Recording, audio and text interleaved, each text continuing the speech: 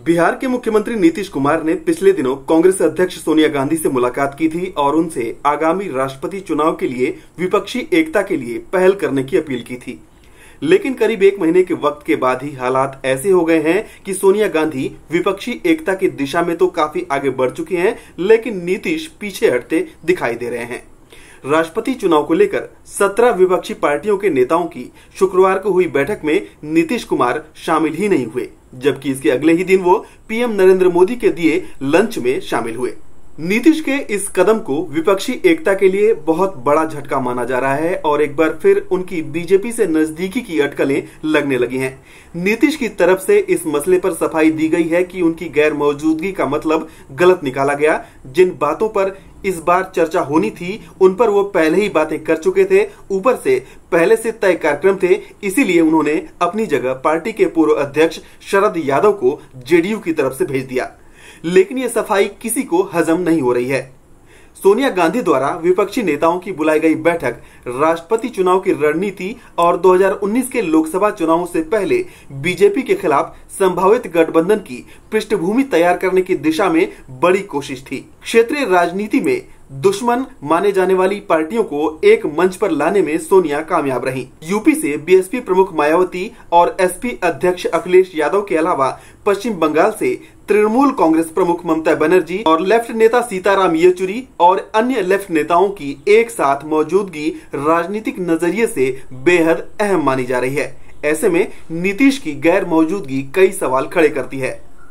सवाल इसलिए भी खड़े हो रहे हैं कि इसके एक दिन बाद ही नीतीश पीएम मोदी के दिए लंच में शामिल हुए, जो कि खास तौर पर उनके लिए नहीं था, बल्कि मॉरिशस के प्रधानमंत्री प्रविंद जगन्नाथ के सम्मान में दिया गया था।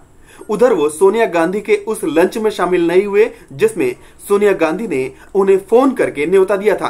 बिहार की सियासत पर नजर रखने वाले इसे बड़ा और साफ संकेत मान रहे हैं, सिर्फ लालू यादव के लिए ही नहीं बल्कि कांग्रेस के शीर्ष नेतृत्व सोनिया गांधी और राहुल गांधी के लिए भी।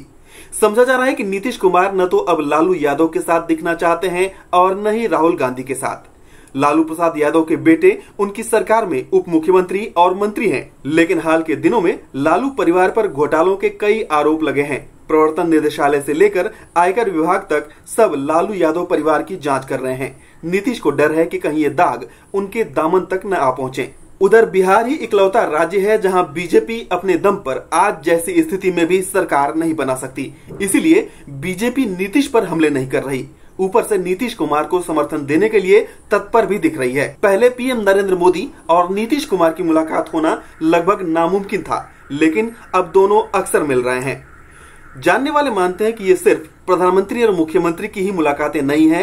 हर मुलाकात के साथ दोनों एक दूसरे के पहले से ज्यादा करीब हो रहे हैं।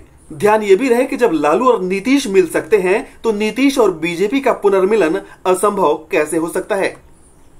Bureau report, red network.